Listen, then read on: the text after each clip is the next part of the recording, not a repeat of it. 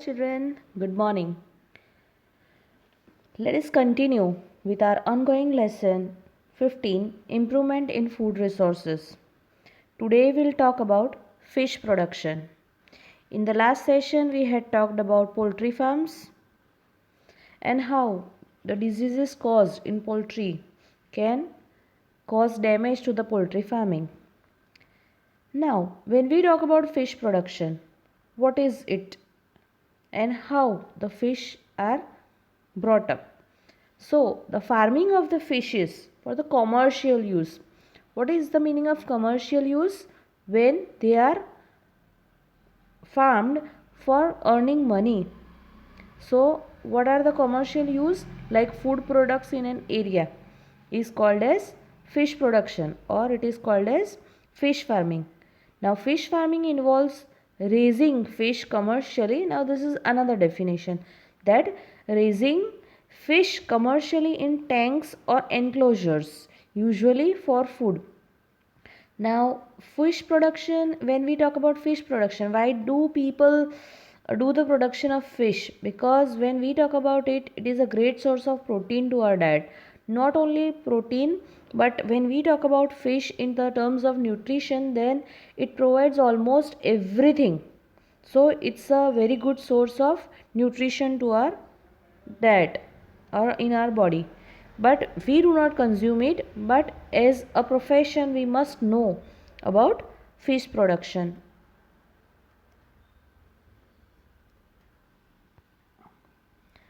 When we talk about the census, we must also know about the position in India about fishing.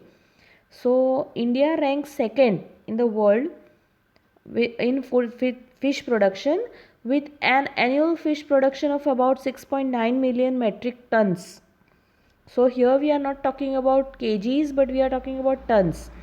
And when we talk about the fishery sector, it contributes to rupees 34,758 crores to the GDP during 2005-6, and which was actually 1.2% of the national GDP and 5.3% of the agricultural GDP. Now this was long back, that is 2005 and 6.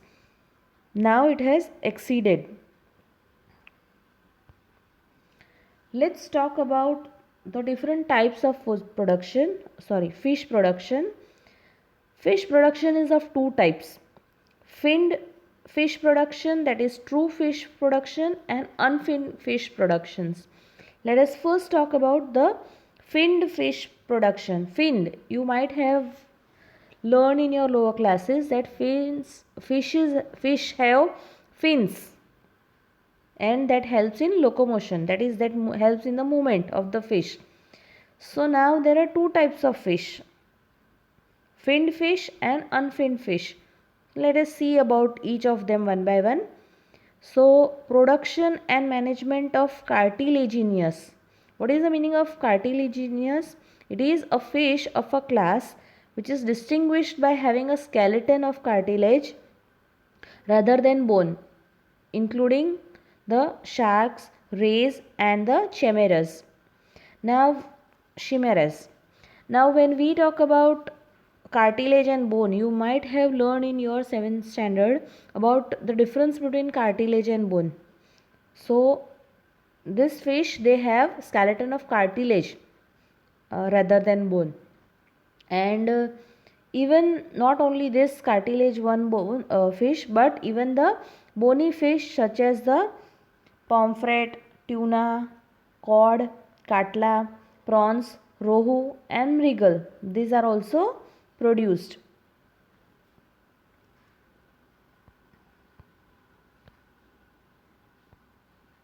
Here you can see the fish.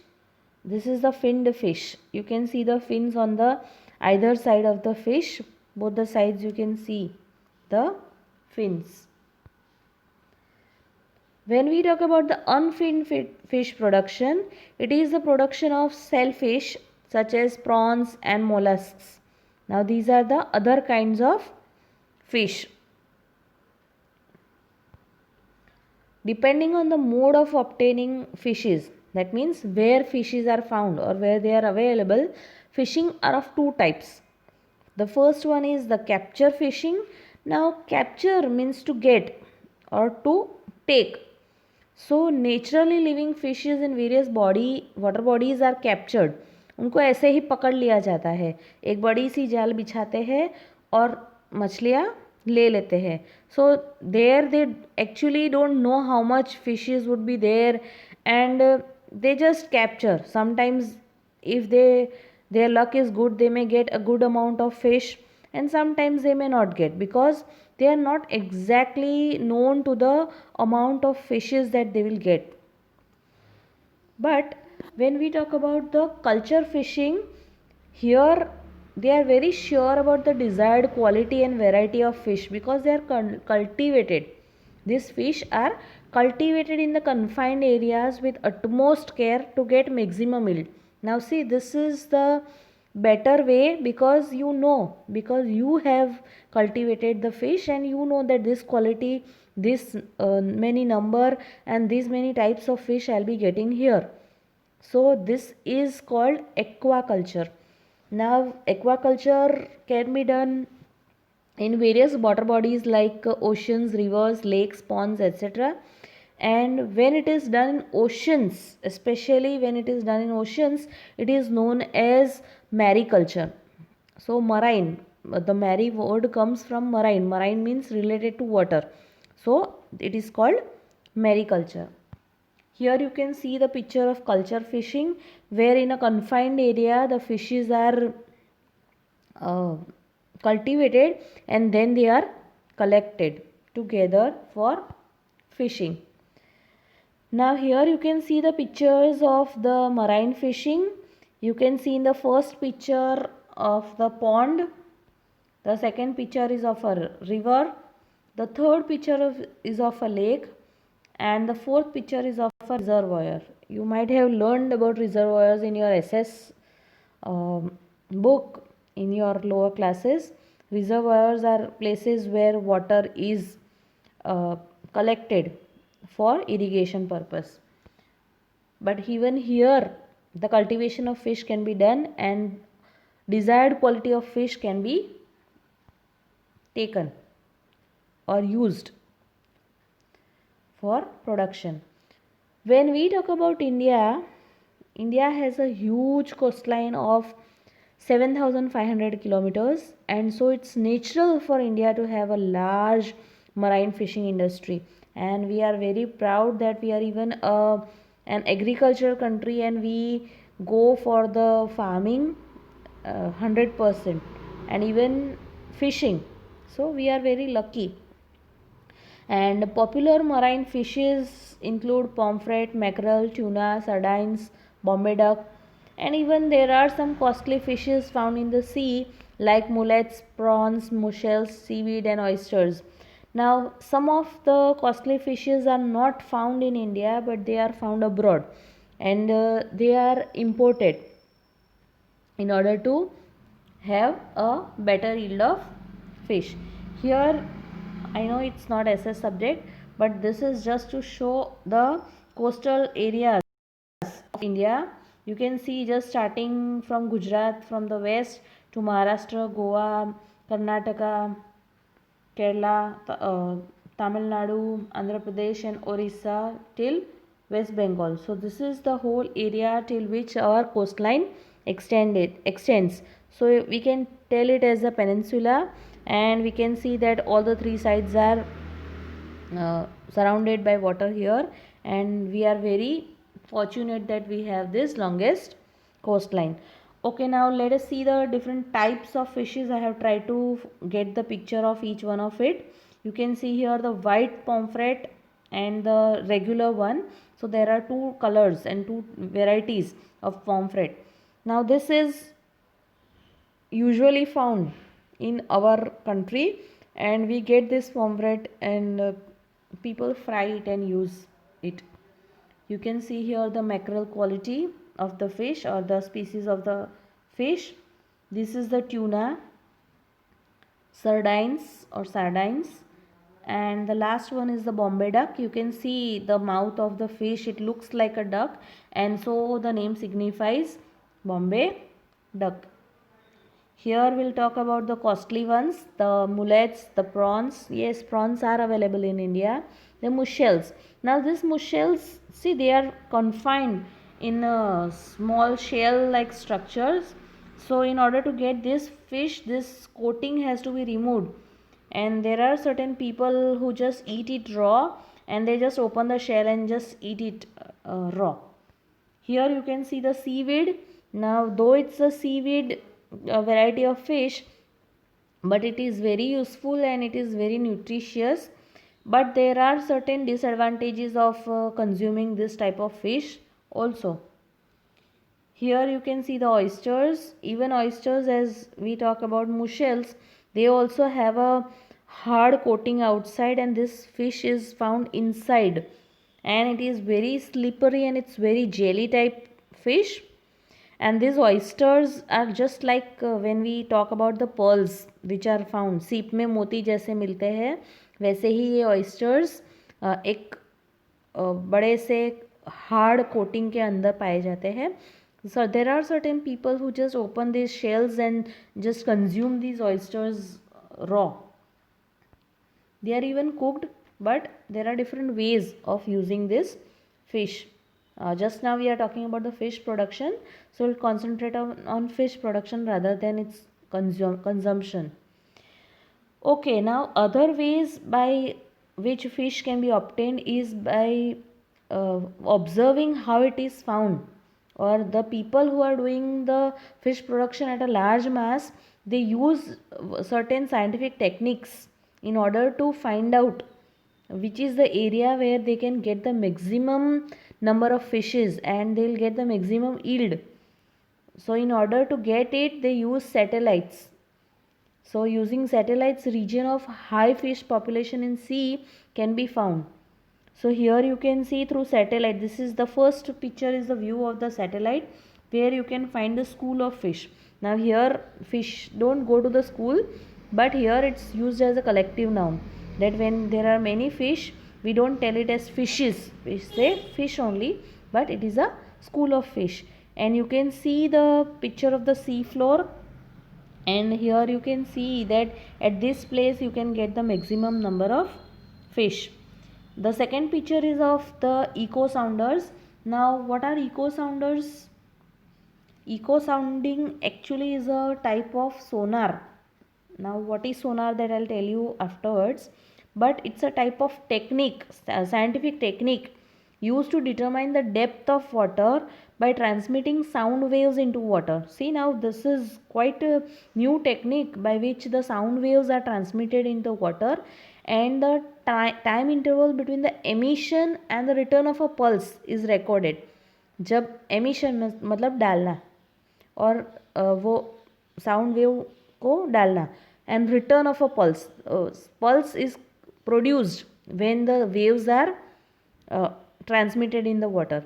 So this is recorded, and on the basis of this it is determined that how much depth of water is there along with the speed of sound in water at that time. So this is the latest technique by which the fishes are found, or the area where maximum number of fish are present, that area is found. Now as I said, I'll tell you what is sonar. Sonar is a sound navigation and ranging technique that uses sound propagation. Usually it is underwater, and it is used in the submarine navigation.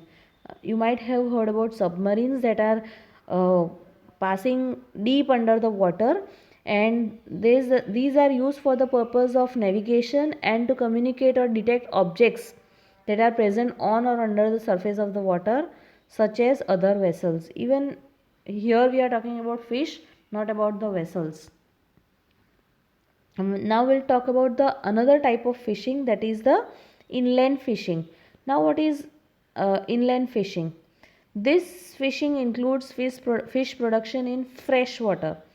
Now fresh waters you may find in ponds, rivers, lakes and reservoirs, because that water is fresh, and the very great source is the river because it is flowing, and as it is flowing, we get the best quality of fish, and so most of them prefer rivers. The local fishermen always go for the fishing in rivers. And the other one is the brackish water. Now what is brackish water? It is the water that occurs in a natural environment. What is the natural environment? It may be an estuary or a lagoon. Now what are these estuaries and lagoon? As you move on, see, you come across certain words which are very new to you, but you might have seen, only you don't know the name or the term related to it. Because when we talk about an estuary is a partially enclosed coastal water body where fresh waters from rivers and streams mix with the salt water from the ocean. ऐसी जगह है जो partially enclosed है. It is not enclosed from all the sides, because if it is enclosed from all the sides it will be an island. So it is partially enclosed, and the coastal water from fresh water from rivers and stream mix with the salt water from the ocean. So estuaries and their surrounding lands are places of transition from land to sea. तो land में से जब पानी सी में mix होता है, so that is called an estuary. When we talk about a lagoon is a shallow body of water. Shallow means बहुत deep जो नहीं होता है, which is not very deep, ऊपर ऊपर जो होता है, छिछिरू पानी.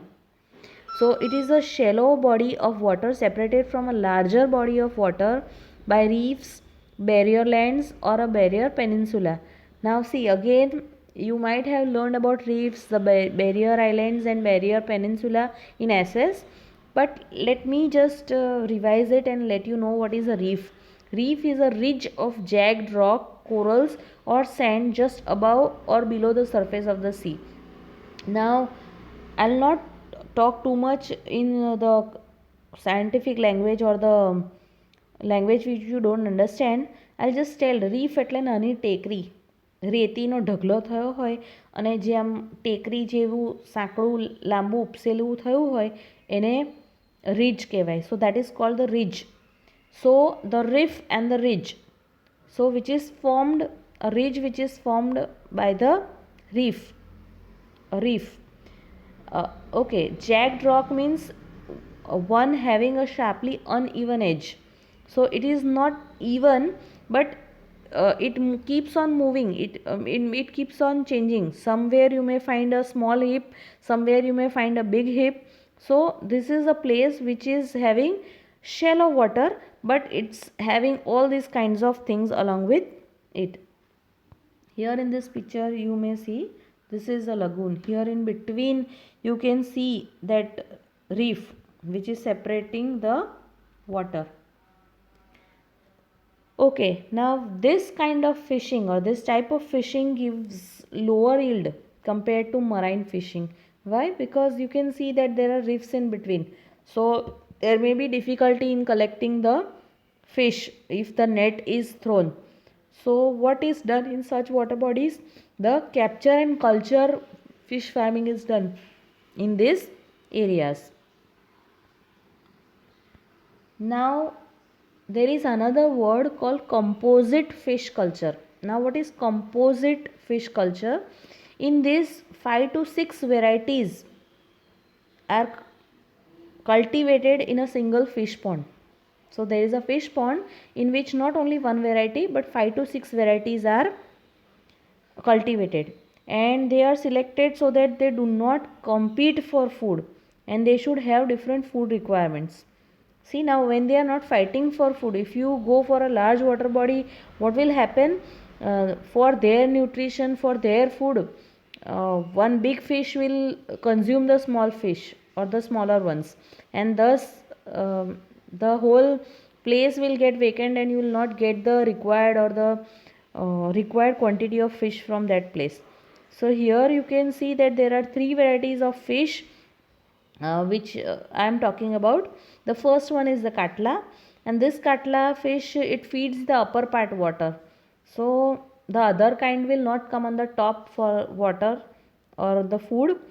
The other kind of fish is rohu, and this rohu fish, it feeds in the middle part of the water, and thus it will not compete with katla for its food, and thus those species will be in a different section of the water. When we talk about the carps or the mrigals, they feed at the bottom, and thus if the net is spread, or if the uh, thing for getting this fish is done directly, then we can get the three different varieties of fish without any problem. Okay, here you can see the picture of all these kinds of fish. See, this is the big one, the katla fish, the rohu fish, and the mrigals. So these are all cultivated in a separate area, and so they will not compete with each other for food, and we can easily get these varieties of fish. Now, what is the advantage of doing this type of fishing?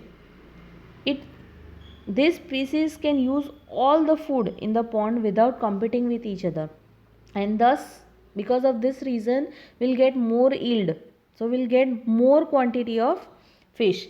And what is the major problem in cultivating this kind of fish?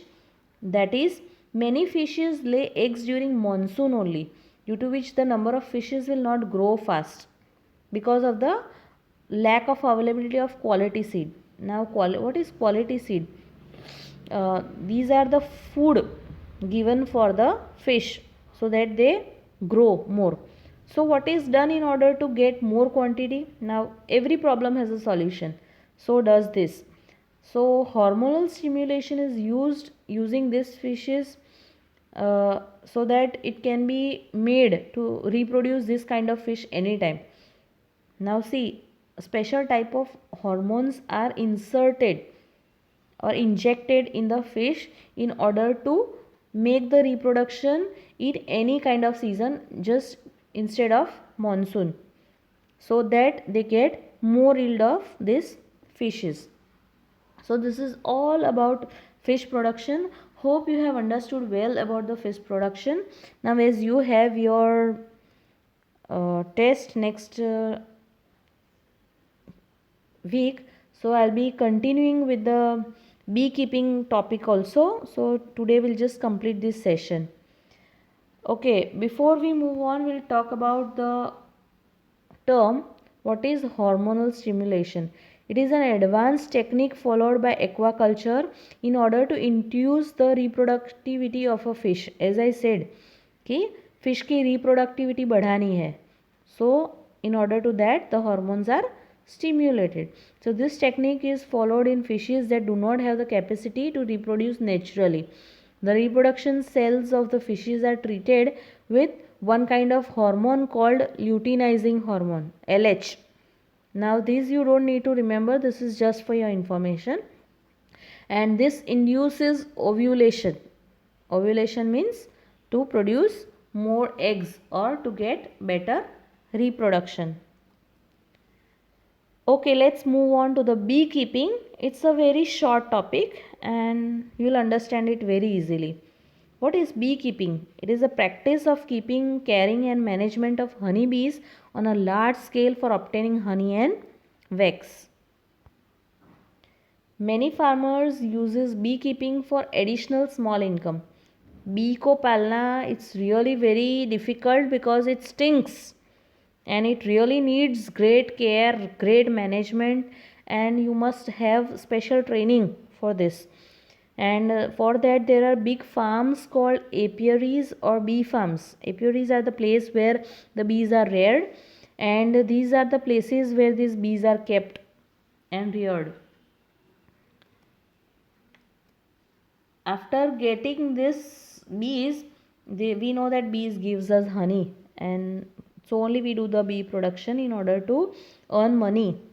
So a honey extractor is used in order to extract honey from the nectar that is produced from the bees. So it is a mechanical device used in the honey harvest. And this honey extractor, it extracts the honey from the honeycomb without destroying the comb. So see, these people just don't destroy the comb.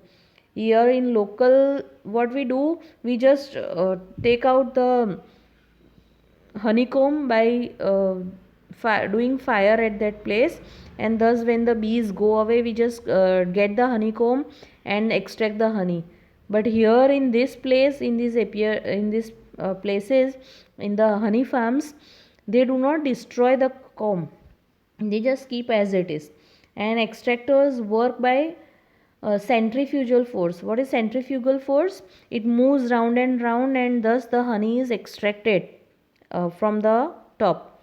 So there is a drum type of container, or drum type of thing, or a container which holds a frame basket, and this whole frame basket, it spins, and when it spins, the honey is brought up. This is how what we do when we remove the cream from the, I mean, we just remove the butter from cream. How butter is extracted from the cream, likewise this method, it is a centrifugal method, and the honey is extracted. Now when we talk about certain common local varieties of bees, it includes the varieties like Apis carina indica, that is the Indian bee, the Dorsetta, that is the rock bee, and the Florey. It's a beautiful one, it's a little bee which is found in the bee farms. There is even one Italian variety known as the Mellifera. It's also used in India for commercial large scale production. Though it's an Italian variety, but it has better advantages. Let us see what are that advantages that it is used in India. The first advantage is high honey collection capacity. They reproduce very fast, they sting less. Now this is a very major factor, because bees sting and that is very dangerous. And the last advantage is that they stay in a beehive for long periods, and so more and more honey can be extracted from the nectar that is produced by the honeybees. Okay, now I'll be showing you the pictures of these varieties of bees. Here you can see the Indian bee. The second picture is of the rock bee. The third picture is of the small little bee, that is the Florey. And this is the Mellifera, that is the Italian bee. Now when we talk about this honey that we obtain from the nectar of the bees, the value or the quality of honey, it depends upon the pasturage or the flowers available to the bees for nectar and the pollen collection. Now what is pasturage? Pasturage is the flower that is available to the bees for nectar and pollen collection. जो उसको nectar बनाना होता है और जो pollen collect करने होते हैं उसके ऊपर डिपेंड करता है. The taste of the honey is also determined by the kind of flowers available. Here I have defined pasturage. What is pasturage? It is defined as the vegetation of flowers and plants that are available near to the beehives, so that the bees can feed on the nectar, or in short we can say that it is the flowers that are available for nectar and pollen collection. Okay, hope you have understood well about the fish production and the beekeeping. So this is all, and we come to the end of the chapter, lesson number 15, improvement in food resources. If you have any doubt related to any topic of this lesson, please feel free to ask me anytime. Hope you have a good time during Christmas, and wish you all a very Merry Christmas and a Happy New Year and a wonderful weekend. Thank you and have a nice day.